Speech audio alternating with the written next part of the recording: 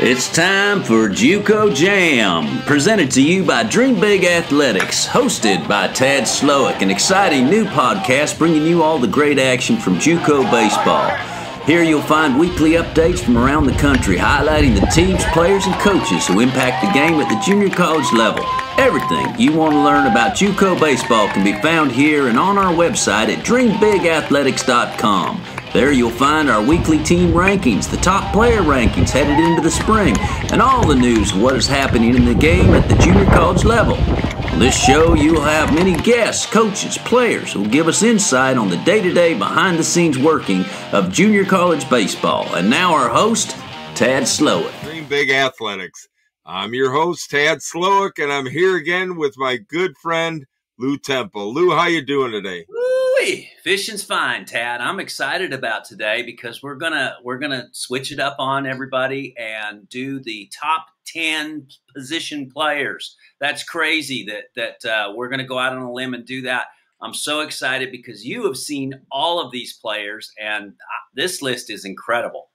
Yeah, it's incredible. And I mean, we could have expanded, and there's going to be some argument on this, but I mean, these guys are really solid. They've had great years, and, they got the athletic skills and baseball ability to back it up too. So before we get started, Tad, just offer us a little bit about what your criteria was, how you went about putting this list together. We talked a little bit about each one of these guys, but then you offered your evaluation and put them in order. Can you kind of share with us, sort of from a scout's perspective, what you do? Yeah, well, I broke down their basic abilities to play the game of baseball: running, throwing, hitting.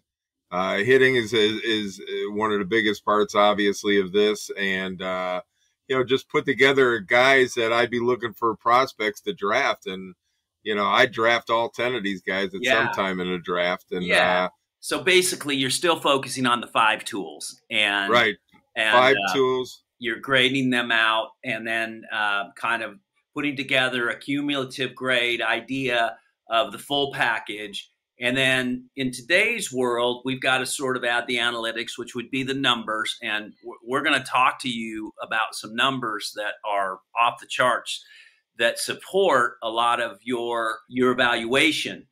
That Absolutely. Being said, you've scouted for so many years, Tad. Do you weigh in the numbers at all, or do you just look at? Yeah, absolutely. I mean, you want to see a guy who's producing. A guy may look good in BP and swing the bat real well at times, but it's hard to sell your scouting director on a guy who's hitting like 210. Yeah. Even though you think he might hit someday or an upside. And the one thing I learned over time, hitters, you've been hitting since they came out of the womb. The guys who can really hit always hit. There wasn't this guy.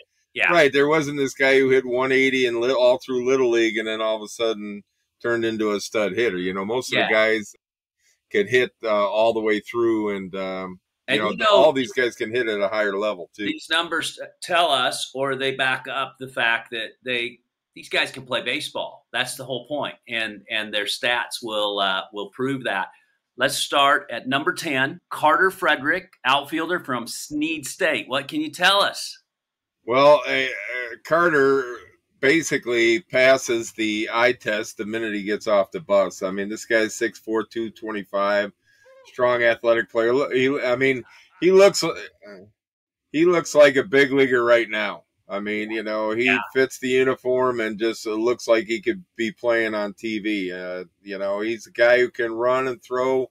He's built, to play corner outfield, but could probably play center. He's athletic enough with instincts, but probably projects better on the corners and stuff, can throw, good accurate arm.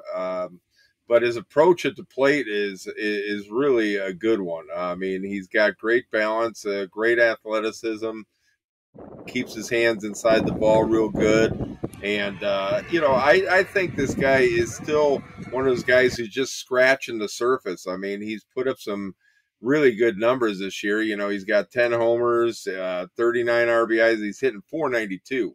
But I think this is a guy that'll be able to use his power better down the road when he learns how to hit his pitch and is a little bit more selective up at the plate, then, he'll be able to use his power. I mean, has the ability to drive the ball to all fields and, Yeah. just has a huge upside.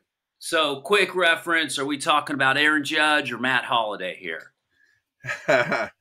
Probably Matt Holliday and stuff, Okay. but, he's not quite as big as Judge is, but, I mean, who is really? And, that's not a fair comparison. I think, if this guy becomes Matt Holliday someday, it's not the worst thing in the world. No one's bothered. Exactly. That's fantastic. So. Okay, number 9, John Morant over at Central Florida. Yeah, John, he's a big, good-looking kid. He's 6'6", 230 pounds, and wow, just a left-handed hitter. He just looks the part. Just looks like a big-time hitter. Can play a corner outfield guy. He plays some first base. But that'll be his spot if things break down and he not able to handle the corner outfielders at the upper level. But he's athletic enough. He's got a good arm, good accurate throwing arm, and can cover some ground out there with some instinct. So I think he'll stick as a corner outfielder, left-handed hitter. I mean, his bat would be good enough to play at first base, but I think he's even more special as a corner outfielder. Stays inside of the ball real well, barrels up things consistently. And this guy's got that light tower power. When he gets a hold of one, he is just a monster. I mean, and here's a guy also, just like Frederick was, just a guy who's still maturing and, just has a huge upside left in him. And, he's going to make some big time noise at the next level. He's got 12 homers, 54 RBIs, hitting .464, just having an outstanding year. And, like I said, has all the abilities to back it up. He's a big part of why that Central Florida team's number 1 right now and is going to probably get a chance to play deep in the playoffs. So, he's a big part of that. He gets hot with a bat. He can carry a team. I mean, literally at 6'6", 230, he could physically carry the team. I mean, this guy's a man. Whew. Yeah, he is a man, and he's just a big, strong, good-looking kid. I really like the way he approaches at the plate and tracks the ball real well and does a great job. Great. Well, moving right on, number 8, Robin Villanueva. Robin. Oh, he's a big catalyst for that Weatherford offense. The Coyotes are in the top 10 right now, and he's a big reason. He also does a little pitching off the mound, left-handed pitcher. He's kind of what we call a backwards guy. He's a right-handed hitter, left-handed thrower, but first great. guy, I mean, handles the glove real well around the bag, can pick it, he's not, a liability over there, he can really play the position real well. I think he's going to be a plus defender at first base, but he's really got an advanced approach at the plate. I mean, he looks like, it fits the part right now. He has no problem, with high velocity pitching, and he's a guy who reads the ball real well out of the pitcher's hand, doesn't get fooled, doesn't get off balance, takes good swings all the time, and the ball really jumps off his bat. I mean, he's gonna, this bat's gonna carry him possibly with opportunities to play in pro ball and do real well at the next level. I mean, he's got 21 homers right now, 80 RBIs, hitting .406. And what? You repeat those numbers? No way. Yeah, 21 homers, 80 ribbies, and hitting .406. And, this kid's from Canada, too. We're going to talk about another player also. They're getting these Canadian kids from up north, and they're developing them and doing a real good job developing them. And, these guys are turning into pretty good players, but Robin Villanueva is really having an exciting year, and I really think you're going to hear his name a lot at the next level and, pro opportunities there too. Yeah, well, we're hearing about him right now down there at Weatherford. He's putting up big numbers, and what an exciting player with a really bright future like all these guys. Moving on to number 7, a guy that we've talked a lot about clearly is Tanner Reeves over at Blinn. Yeah, Blinn, infielder. Also another guy who is one of their assets on the mound too. I think this guy's upside is really with the bat and everything. He's capable. He's very athletic. He's got a live body. He's capable of playing all infield positions, and he, really moves well. Got that first step quickness, plenty of arm. Obviously, he's pitching on the mound, and does a real good job defensively. He doesn't play as much in the field sometimes because of his prowess on the mound. But, like I said, I like his athleticism when he's out on the field also. He's just got those strong, loose, quick wrists. I mean, he's really got some serious bat speed, this guy. You can't get a ball in on him at all. I mean, there's some times when I saw him this year where, pitchers really tried to get in with some good heat. And, he just fights everything off, takes it the other way, doubles in the gap. And, I just think this guy's just scratching the surface also. He's only a freshman right now, 6 foot, 170 pounds. But then I think he's going to grow and become more of a stronger physical player. I mean, he's got 12 homers, 64 RBIs, hitting 429. Left-handed hitter with, he reminds me a little bit, I played with Mark Grace, and a little bit, not trying to put a lot of pressure on him, but, you couldn't get the ball inside on Grace at all. I mean, he fought you off all the time, and this guy's got that hand-eye coordination to fight those pitches off, and, really, really, really nice-looking hitter. 2 quick questions for you. How does he run? And if I'm going to put you on the spot for down the road, where does he play? Runs real well. I think he's a more third or second base. Okay. I don't know if he's got enough experience. I'm sure he could play shortstop in a pinch, but I think he's more of a third, second baseman type offensive player.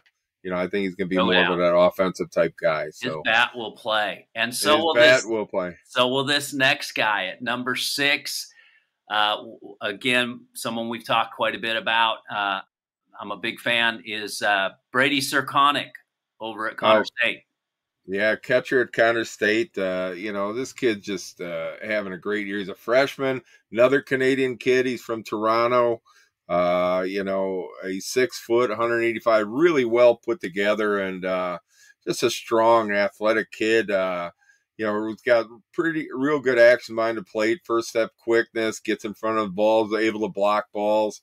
Receives the ball real well, has enough throwing arm. He's got a good carry on his throws, to shut down the running game at the next level. And, he's just a workhorse. He's just a grinder. I mean, this kid, I love watching him play the game. I mean, he just can't get enough baseballs, got a lot of passion, and, brings it out to the field. There's a lot of confidence in himself, and, really a great approach at the plate, a very advanced approach.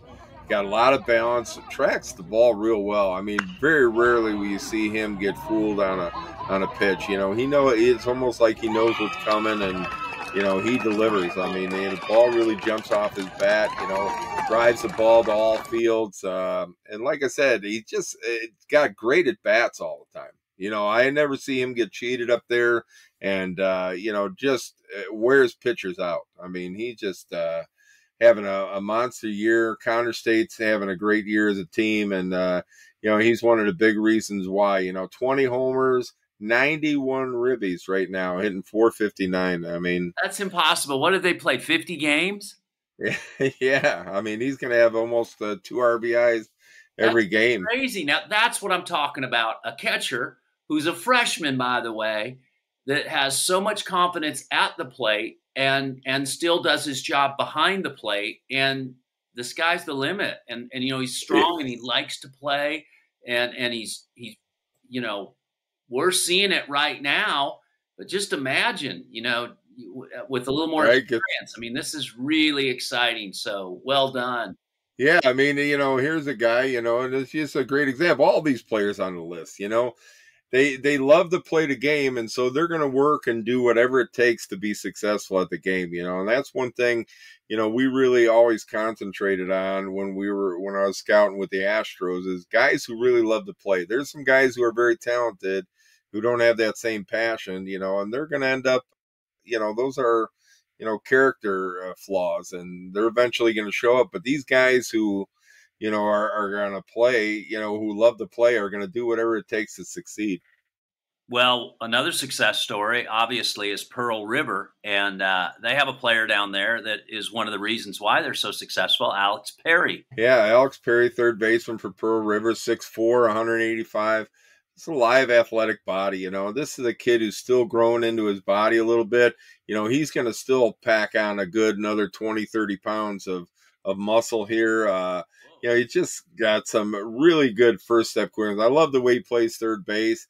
Great body control, good arm strength, covers a lot of ground. Really a good defender. I think he's got a chance at being a plus defender. Like I said, he's got that body control and those good hands. Always gets his feet in good position to field the ball and throw the ball. So, I think he's got some, like I said, a chance to be a plus defender.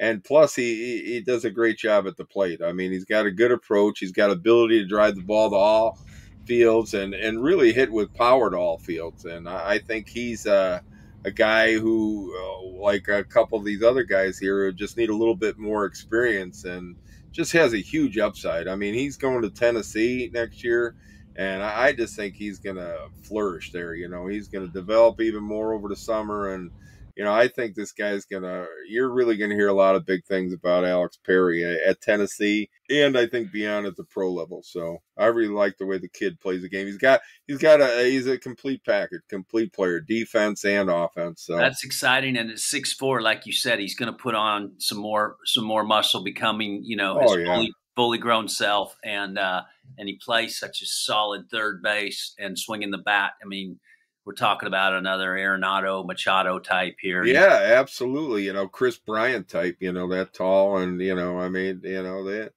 it's possible with this guy. I really like the way he plays the game. Okay, you got him at number 4. He's my number 1. He's a catcher. He's over at San Jacinto. They haven't had their best season, but he has. Who's next? Jake Bennett? Yeah, Jake Bennett, freshman over at San Jacinto, 6'2", 235. And he's really transformed himself this past year as far as strength-wise. I mean, this guy's a monster. I mean, he's a physical specimen. He's, knows how to get it done in the weight room and on the field. He's able to carry things out there. He's not one of those guys that just turns into, cement head from just lifting and stuff. He's stays flexible. He has to be because he's behind the plate, and so he's got to be flexible behind the plate. And he is. He's got good first step quickness. I like the way he gets around to block balls.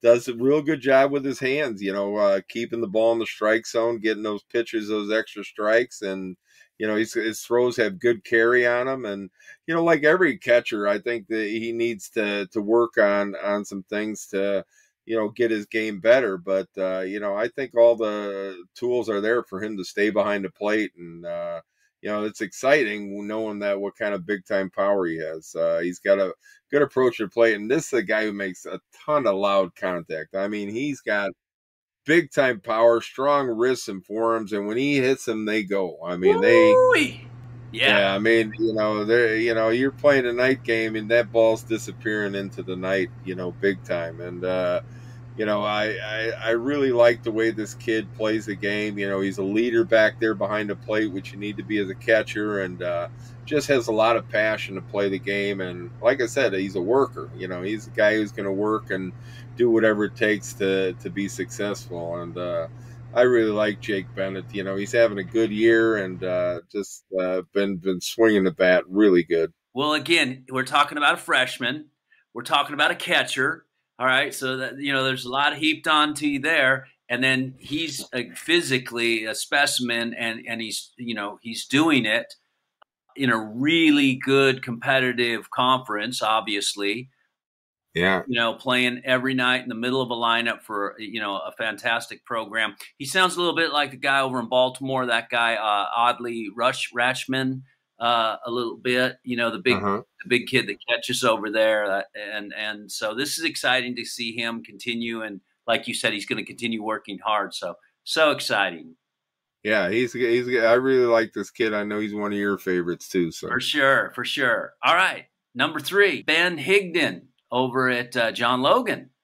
yeah, I really like Ben. I saw him this fall, and he's 6'3", 210-pound left-handed hitter, and just outfielder. Just a strong, athletic kid. I really like the way this guy plays the game. I mean, he could run and throw and got really good instincts in the outfield. I think he projects more as a corner guy. Okay. Can play left or right field, and he's got a good, accurate throwing arm. Can runs the ball down real well. Got some pretty good closing speed in the gaps, and really will be a good corner outfielder, and he's going to have plenty of bat to play there. I mean, he's just got such a great advanced approach. I saw him, like I said, in the fall, he really lit me up, and this spring he did also too. And he's just consistently gets good at bats up there. Doesn't get cheated. Has really tracks the ball well. Doesn't get fooled and get off balance. Drives the ball hard to all fields, and that's what impressed me the most. I mean, this fall he hit the ball. He just drove the ball opposite field over the left center field wall with easy power too. Nice. I mean, this guy's got easy power, and he's having a monster year for John Logan there. He's got 15 homers, 79 ribbies, hitting 484. So not only does he got the physical ability to get the job done, he's getting the job done mentally. This kid competes, and I really love this kid. I really like the way he plays the game. I can tell. He's got that sweet left-handed stroke. We played, you mentioned Mark Grace, one of the best left-handed swingers that I ever saw. The other guy that was always matched up against Grace was Will Clark, who we played with. And they just had those beautiful swings, and it sounds like Ben's got a great swing, just easy path to the ball, and the ball jumps off the barrel. Yeah, he's got a scholarship to Kentucky, and he'll do well there at the next level, and that won't be the last you hear of him. I think this kid's got pro ability, and I think he's going to be a guy that we're going to hear a lot of great things from for a while.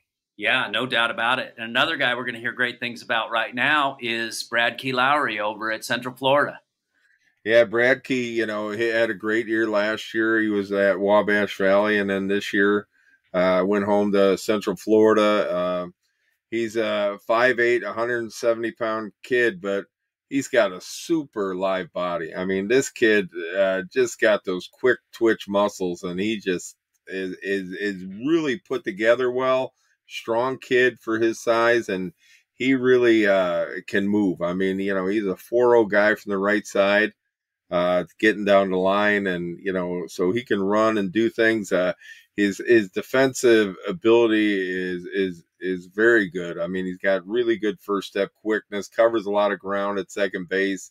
He's got great hands, super quick hands on turning a double play. Nice. And, really just is going to be a great defender. I think he's going to be a good offensive player too. He's got a short, compact stroke with some serious bat speed. I mean, this guy really gets the ball through the zone. I mean, you could throw guys mid to upper 90s against this guy, and I don't think you're going to throw the ball by him. I mean, he really can swing the bat. He's got that compact, quick stroke. The ball just jumps off his bat, and he's got power. He's been dinged up a little bit lately. He pulled a hammy. Yeah, he pulled a hammy and has been out for a little bit. But, this kid did enough early in the year and last year to see that he's going to be a special player. I mean, you could have an argument for this guy in the number 1 slot with all of his all-around ability, to play defense. I think he'd be a plus defender, and I think he's going to be a plus offensive player also, too. It's amazing because we've talked about so many 6-foot-plus guys, like 6'2" to 6'5" type guys, right, with 200-plus pounders, gym rats, guys that can play the game, strength. And here at number 2 for you is this young man. Now, correct me if I'm wrong, but I think you were associated with the Houston Astros when they took a player that was similar in stature a little bit. Is he kind of Altuve-esque? Yeah, he's got similar qualities. Really good high baseball IQ. Wow. I mean, that's This guy's got a huge, real high baseball IQ, and he knows how to play the game, and he knows how to get every ounce of ability out of So I'm himself. going I to mean, push you a little bit because I'm hearing a little bit something special. You've used that word a couple times with him, so I'm thinking there's intangible here on top of tools, on top oh of performance. Yeah, you got yeah, some intangible, I mean, right? he's got all the boxes checked. This guy does. I mean, he's got work ethic. He's got competitiveness.